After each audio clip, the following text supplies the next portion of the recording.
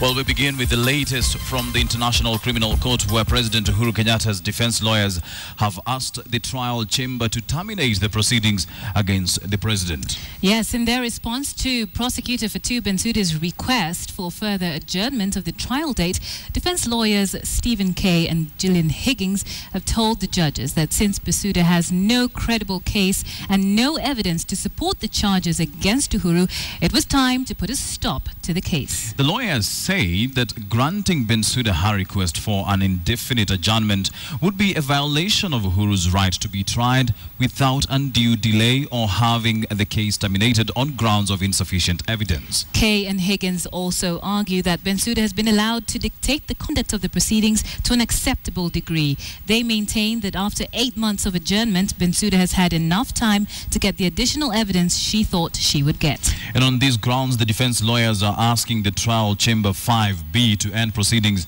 and to make a final decision on the charges against President Uhuru Kenyatta. Uhuru was charged with crimes against humanity of murder, forcible transfer of populations, rape and persecution, all based on the post-election violence of 2007 and 2008.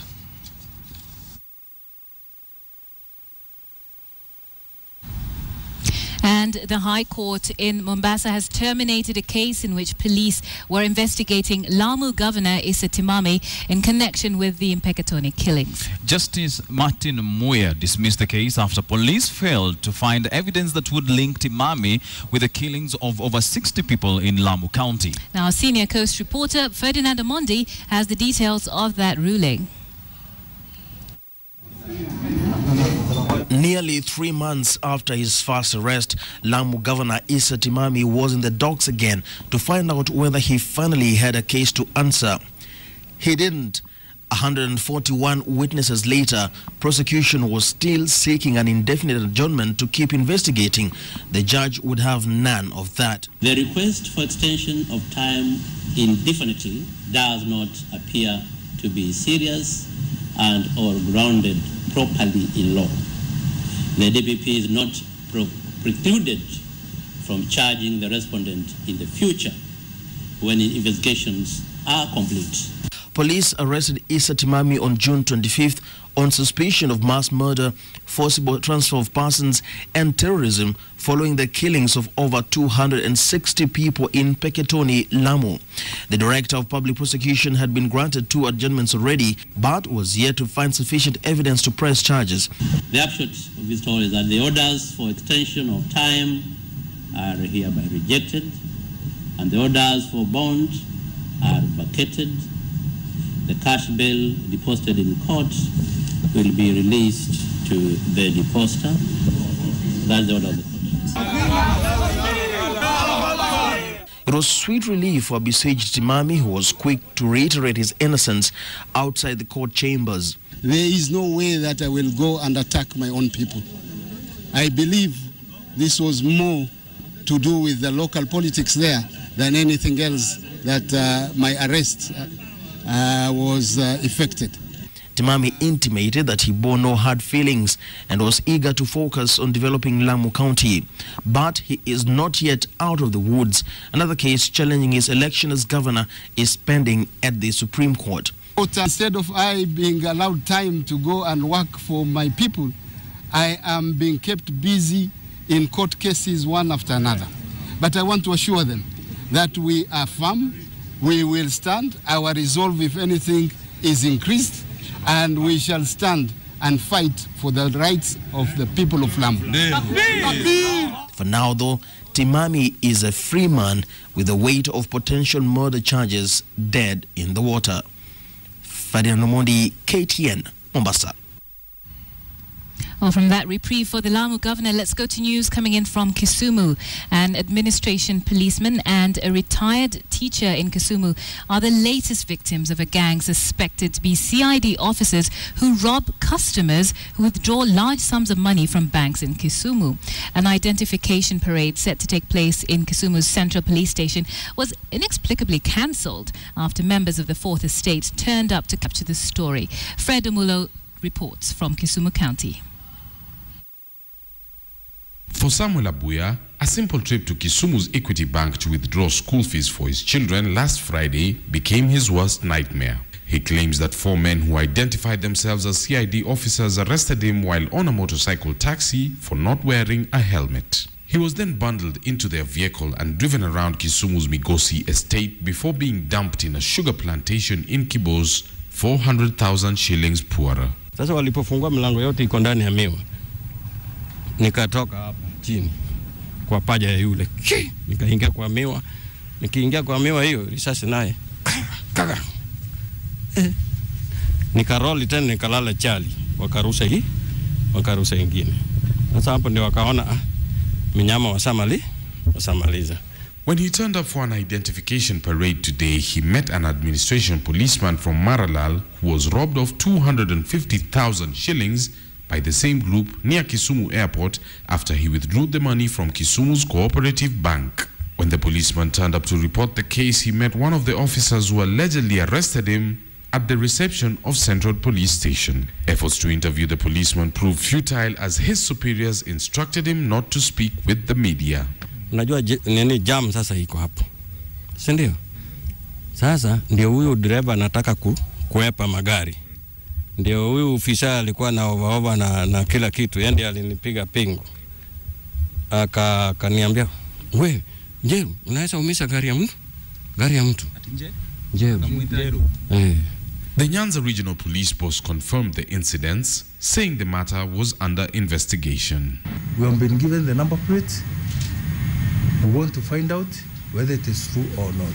Whether he was among those people or he is colluding with other members of the public, or whether all of them they were police officers.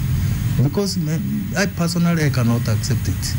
It is unacceptable in the police service. At this particular time we are doing reforms. Despite the resemblance of the robbers described in both cases, the suspects remain free as the police have classified the victims' complaints as mere allegations. It is not known when or indeed whether they will be taken into custody. We are saying and we are asking the police, both at the national and at the county, that by tomorrow we need to ensure and we need to see this particular victim, this particular officer that is identified by the victim taken to a court of law. The incidents come hot on the heels of a reshuffle that swept away almost the entire police leadership in Kisumu County last week. For the second day in a row, the police service is making headlines for all the wrong reasons. It is suspected that a syndicate of bank officials are identifying unsuspecting customers who are later robbed by crooked cops. Fred Omulo, KTN, Kisumu City.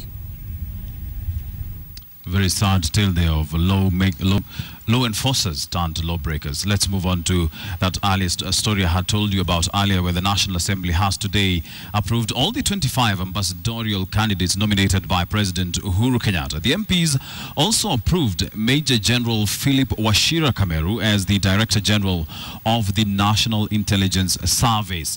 Now, this is Philip Kameru, the Director General of the NIS, and let's just look at some of the ambassadors who have also been approved by the National Assembly. We start with Professor Samuel Ngeri, who has been nominated, or rather approved, to be the UN Habitat Ambassador from Kenya. Remember that Professor Samuel Ngeri was the former Education Minister, and he has been in government for a very long time. Chirao Ali Mokwere, who is the former Transport Minister, is the new ambassador to Dar es Salaam, Tanzania.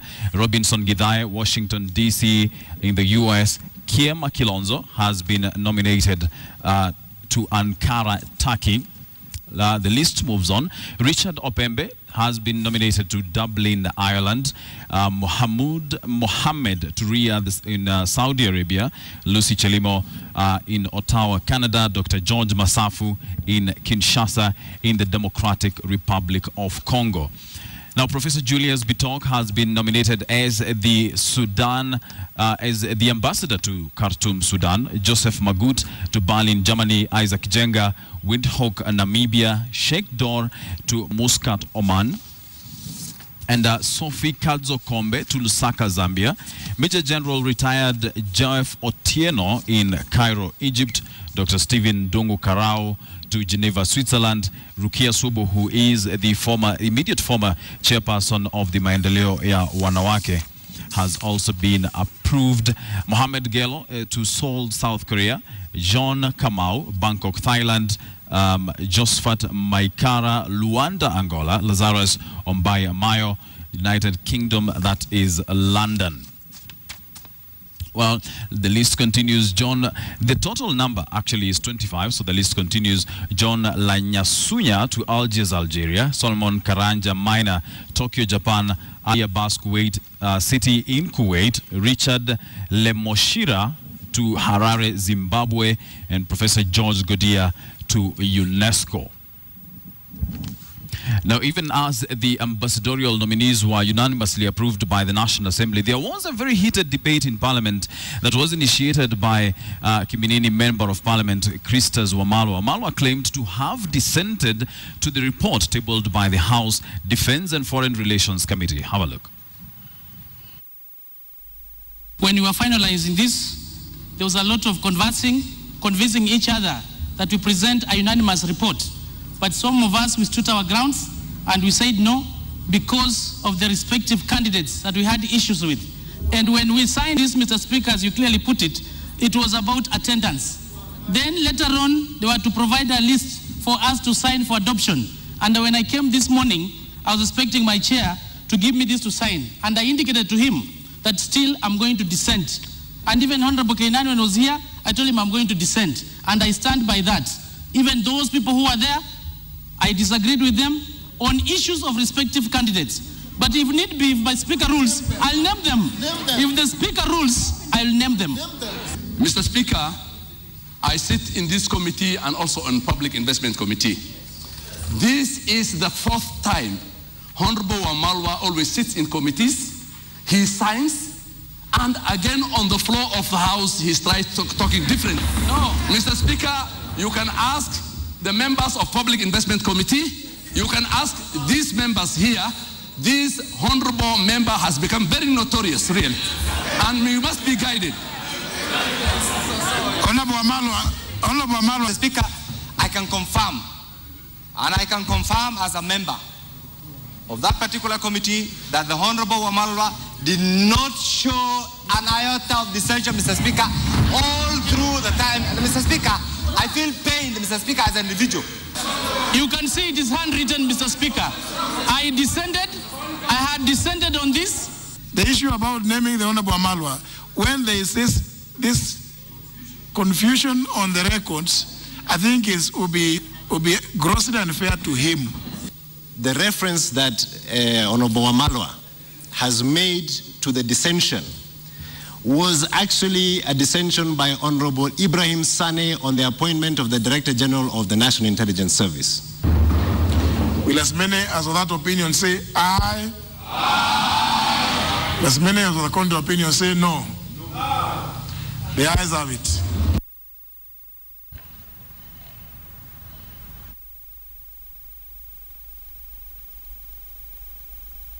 The National Assembly had been on recess and was called for a special sitting to debate that particular report by the House Defense and Foreign Relations Committee, which brings us to our big question tonight. And we are asking, do you think age should have been a factor in the appointment of ambassadors? Do you think that age should have been a factor in the appointment of ambassadors?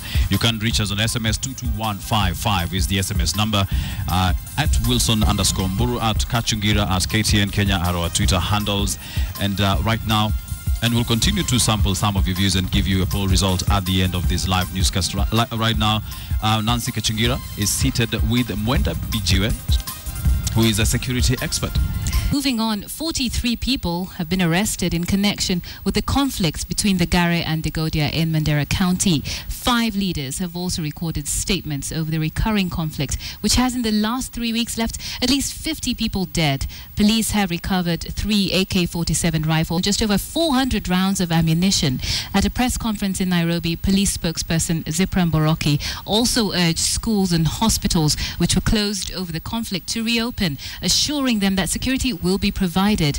And in Migori, police have arrested 5 people over the disruption of a public gathering presided over by President Uhuru Kenyatta. All elected leaders in Mandera and Wajir counties must take responsibility and provide leadership for promotion of peace and reconciliation in their areas. Criminals have no communal identity and should therefore not be protected at the expense of law-abiding citizens. Tata tulioishuhudia katika kaunti ya Migori ambapo rais alikuwa na shughuli rasmi ya kikazi maeneo yale, imepelekea watu 5 kutiwa mbaroni na vile vile imepelekea uchunguzi wa kina kuendelezwa, na uchunguzi huu unalenga watu mbalimbali. Tumesema katika taarifa yetu ya kwamba kama kuna watu ambao walihusika kwa njia moja ama nyingine, tumesema ya kwamba tutawaweka katika chini ya sheria na tutawafungulia mashtaka. Now, the National Youth Service has been given an expanded mandate in its program to empower the youth. President Uhuru Kenyatta today officially launched the NYS's new brand during the pass-out parade of 4,098 recruits at the NYS Training College in Gilgil. Kamchemenza has more. The National Youth Service will now march on to an expanded mandate to feed into the Jubilee administration's policies on youth and unemployment. With the rebranding of the NYS comes new roles for this program, meant to prepare the youth for national service. The youth will now be expected to be involved in traffic control, dam construction, vector control, fashion and hospitality, engineering, oil and gas, public duty, agribusiness and enterprise and technology. And with the new mandate comes higher funding. The government has now set aside 22.4 billion to execute the new service 5-point vision. I admire the new vision and its pillars. Through it, the service will recruit 22,000 servicemen and women in 2 intakes for training. And this, ladies and gentlemen, is only the beginning. But these new resources... Uhuru unveiled new uniforms for the recruits, new flag, vehicles, and even a new oath of allegiance. The service is transforming itself to accommodate the demands of the day. Our youth also grapple with questions of identity and relevance. The ministry has procured machinery and equipment valued at over 5 billion shillings through bilateral cooperation with the People's Republic of China. The fleet consists of 631 vehicles and equipment to be used in dam and road construction. In nurturing the talents of some of the most underprivileged youth in the society, in particular those who are orphaned and marginalized. This day marked the end of training for over 4,000 youths who endured the vigorous paramilitary training, a day that also marked the golden jubilee since the inception of NYS. Our young people's potential must not be limited by useless ethnic and regional restrictions. Anyone willing to serve will have their reward. Kamchemenza, KTN at National Youth Service Training College, Gilgil, Nakuru County. And elsewhere, the Independent Electoral and Boundaries Commission has donated 200 BVR kits to the Ministry of Devolution to aid the ministry in the ongoing registration of public servants. That's right. The Commission has, however, said that the donation will not affect its operations, maintaining that they will not need them back. The step was taken after the request from the national government to help the ministry perform tasks aimed at kicking out ghost workers in public offices. The ministry has so far received 400 BVR kits. So what as we have cleaned up our data, we have reset it actually to the level of the factory setting. We've removed even the OS and the application. The Commission did make a decision to have the requested BVR kits issued to the Ministry of Devolution. This is the first tranche of 40 BVR kits from our Nairobi warehouse. We have 17 other regions. We have 17 regions as a commission, and we've actually spread it equally so that each warehouse will donate 10 kits towards this request. Top officials of the NHIF invited their COTU counterparts to Mombasa for a consultative meeting aimed at building the labor union's trust and support. The health insurance provider wants to raise current monthly contributions, which range between 160 and 350 shillings, in a bid to provide universal health care. We can't afford the outpatient cover. So because the funds are very little, for us to be able to match that, we have to revise those kind of contributions. In 2010, NHIF gazetted new contributions that range between 1,000 and 2,000 shillings. But stiff opposition from COTU forced NHIF to shelve its implementation. The union argued it had not been consulted and raised concerns about NHIF's rigidity with its accounts and investment plans. It is not only from workers, even in our own houses. If you are a family, a head of family, and you always count your money while you are in a toilet, you create a lot of mistrust between you and members of your family. But now, Atwoli says COTU is supportive of NHIF's proposals, provided the fund benefits the poor workers who cannot afford alternative health insurance first. The organization is demanding reforms, including the promise of a dedicated wing for NHIF contributors in hospitals. That in any hospital you visit in this country, you will see kamshale, an arrow showing for NHIF members, that is your wing, fully equipped. COTU is also wary of raised contributions ending up in private pockets. These are the amorphous trade union organization you hear, is that they should sit on NHIF and influence siphoning of funds and NSSF. We will not allow them, not on our money. COTU has been at loggerheads with the Labour Minister over policy decisions at NHIF and NSSF. Kambi eventually kicked COTU Secretary General Francis Atwoli out of the NSSF board, but the matter ended up in court. I speak for the poor workers who don't know, who cannot access their members of parliament. And I speak the truth, and the truth is good. Don't fight me. If you fight me, I will see your grave, but you will not see my grave. Ferdinand Mondi, KTN, Mombasa. Well, if you've been thinking of upgrading your phone or your television, we've got some good news for you. For close to 25 years, we've been Kenya's channel of choice. And to recognize and appreciate you, our esteemed viewers, KTN has partnered with Samsung Electronics and IMES to bring you BURUSHA Na KTN. Now, this promotion kicked off today, and it will continue for the next 3 months. 25 viewers will win prizes every day, ranging from phones to tablets and TV sets. The grand prize to be won is a 65-inch Samsung HD TV worth more than 500,000 shillings. Here are the details. BURUSHA Na KTN. For close to 25 years, KTN has been Kenya's channel of choice.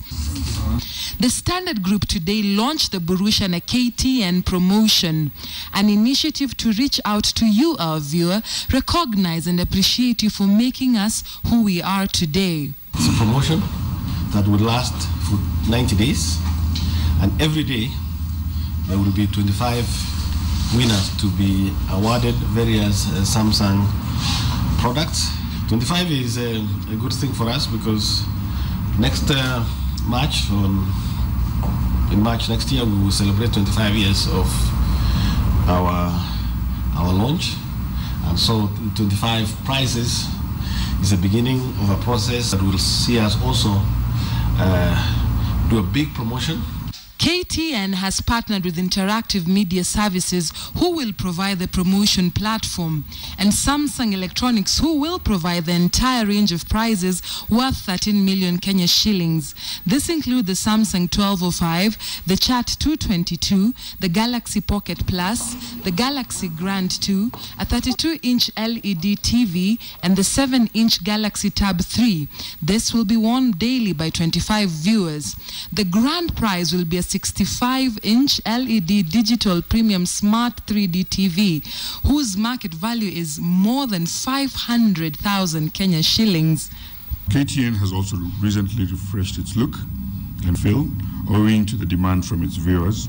It is now more family-targeted station with new shows in the lineup, which include Steve Harley, My Dream Wedding, The Entrepreneur, Jalango, and The Money, among many great other shows. So this is an opportunity for the viewers to get to experience a different perspective and offering from Samsung partnership with KTN. To participate, you will simply need to text your name and send an SMS to 22110. Answer a series of general knowledge and KTN-centric questions. For each question answered correctly, you will receive 100 entries into the promotion. Draws will be held and winners selected. Thus, the more you enter, the more you stand to win. We are excited to be in this partnership with Samsung, and it's really a way of giving back, saying you watch KTN, be entertained, be informed, but at the same time get a chance to win very exciting prizes.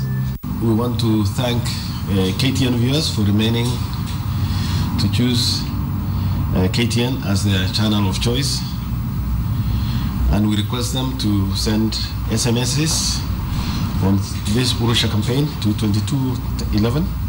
The promotion runs from today to the 10th of December. Dorcas Wangira, KTN. In the tea sector now have access to real-time information from the Mombasa Tea Auction Center following the launch of a live streaming service by the East African Tea Trade Association. Charles Gitonga has the details. Over the years, the tea auction in Mombasa has remained somewhat of a private members club with little known over the activities conducted. This has paved way for farmers to eye traders with suspicion, with the feeling that tea sales don't trickle down to them. It has also emerged that officials at the Kenya Tea Development Agency, KTDA, have been illegally importing low-quality tea for blending, causing an artificial glut that has suppressed earnings. It is this dangerous concoction that has seen the East African Tea Trade Association move to ensure transparency by installing web cameras at the auction that will be streaming live the auction proceedings to all stakeholders. The initiative is geared towards providing live coverage of the auction transparently to all its authorized stakeholders. The association will now be able to capture auction data with the operationalization of electronic auction by April next year. The new developments come even as the trade association urges the government to remove the ad valorem tax on tea. The tax, which is levied on value of tea sales, is said to make Kenyan tea uncompetitive against that from 8 other countries that trade at the auction. In many instances, buyers from Asia and Pakistan have given the Kenyan commodity a wide berth, with some of them preferring to buy it cheaply from Rwanda and Burundi. So if Kenyan tea is charged the levy and others are not being charged, what will happen? It is easier today to ship teas from non-Kenya origin than Kenya origin, because you have to administer the levy. Even as Kenya loses tea markets to other countries on basis of price and competitiveness, the ripple effect of that has seen prices of the Kenyan commodity drop significantly over the last 2 years. During last week's auction, Kenyan tea traded at 204 shillings a kilo compared to 233 shillings per kilo the same period in 2013. Charles Gitonga, KTN Business. Railway operator Rift Valley Railways says it secured 2.2 billion shillings to fund the acquisition of new locomotives. RVR will buy 20 locomotives from American conglomerate General Electric as part of its strategy to replace its near-obsolete fleet of trains. RVR says they have received 1.8 billion shillings as a part of asset financing deal from Standard Bank South Africa and CFC Stanbic Bank, while the remaining 400 million shillings will be sourced internally. RVR is expected to face competition from the new standard gauge railway being built from the port city of Mombasa to the Ugandan border that is due to be completed in the coming years. The acquisition of the new fleet marks the first investment made in over 3 decades. The first batch of 3 locomotives arrived on Tuesday. And the sugar sector breathed a collective sigh of relief when President Uhuru Kenyatta released 1.1 billion shillings to offset arrears that the millers owed farmers on Monday. Now, the effect is already being felt as farmers collect the checks. After months of waiting for their money, KTN's Fredomulo visited Chemelil Sugar Company at the border of Nyanza and Rift Valley and now reports. After 10 months of teetering on the brink of collapse, President Uhuru on Monday threw a lifeline to 3 sugar factories in Nyanza that produce the bulk of sugar output and contract majority of cane farmers. And by today, the farmers were gleefully picking their checks after waiting for up to 7 months for payment. I really want to appreciate what this government is doing for us. Tungependa Mr. President akuja yatembelee watu wa Moroni, watu wa Chemelil, watu wa Nandi, waone wafungue miwani ambayo imekoma kwa muda mrefu. Serikali imeweza kutupatia na tumeweza kupewa leo. Tangu jana tumepokea cheki ya mwezi wa 3 na 4, leo tumepata 5 na 6. Pia kesho tutapata ya 7 na 8. The local sugar market has been awash with cheap imports that have brought the industry to its knees. For farmers, it has been a heart-wrenching battle to get their dues settled as cash-strapped sugar millers struggle to make payments. We have sat down as an industry and we are going to ring-fence the farmers' proceeds such that when we sell the sugar, we'll set aside what ought to go to the farmer so that we do not get into arrears with the farmers. The sugar glut has adopted a cyclic nature, with the country witnessing massive inflows after elections take place in the region. It's done by cartels. And these cartels are very powerful and some are in government. So to handle it, there are rules and there are laws that have been made. If these rules and laws are implemented to the letter, then there should be no problem. With regulatory authorities now playing their role, the sugar influx has dropped and the prices have risen back to normal, but sustainability of the situation is yet to be determined. Fredomulo, KTN Business.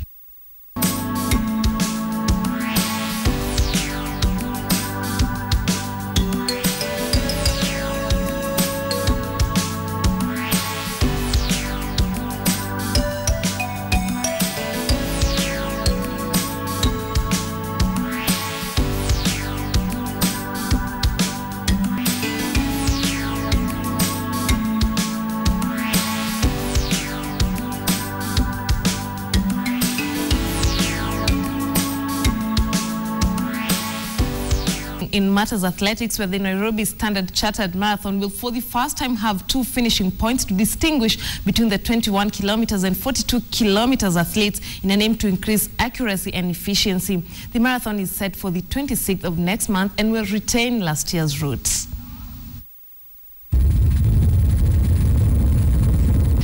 Over 25,000 participants are expected to grace the 12th edition of the Standard Chartered Nairobi Marathon. 23,000 athletes drawn from 68 countries took part in the last year's race as Kenyans continue to embrace the country's oldest and largest endurance race. Despite the success the Standard Chartered Nairobi Marathon currently enjoys, the initial stages are said to have been too difficult to comprehend. These ladies here know how much time we spent going to see the mayors who were then there. They were not interested. The mayor did not care what is a marathon. We had a lot of opposition from Kenyans when we started this event, and thank God everybody now accepts it. Everybody now appreciates it. Since its inception 12 years ago, the event has raised over $1 million that has gone into eradicating avoidable blindness through the Seeing is Believing initiative. With the event organizers, Athletics Kenya, an event that has become internationally renowned and has placed our country on the international map. The organizers hope to make improvements in each edition as they seek international recognition. It's been a success story. The event has gone a long way, really, to put the Kenyans, the image of Kenya in the international world in one of the most positive ways. Registration for the marathon is set to commence on Monday next week. And while Wilson Brew just confirmed that he will be taking part in the Standard Chartered Nairobi Marathon, I'm definitely looking forward to that. But moving on, drivers, navigators and their panels are on a rush to put the final touches on their rally cars ahead of the weekend's 62nd KCB Safari Rally 800 kilometers route. In today's scrutineering in Nairobi, all cars received scrutiny for compliance with FIA rules in addition to fitting of the race real-time satellite tracking system. The race cars also went through the watchful eye of the chief scrutineer, Musa Locho, who is in a more critical aspect. Michael Hawa, Power and Weighing Solutions from AEA, partnered with organizers of the ongoing KCB Rally.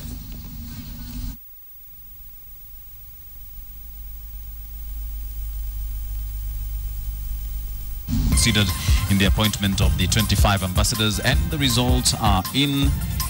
Yes, let's take a look at them right now. Well, we've got 54% saying yes, and the rest with a no. Thank you very much for your comments this evening. Let's take a look at some of them. This one in an SMS from Frank in Migori. He says, yes, age is an issue. When people are appointed at an age above 70, when will our young people ever work?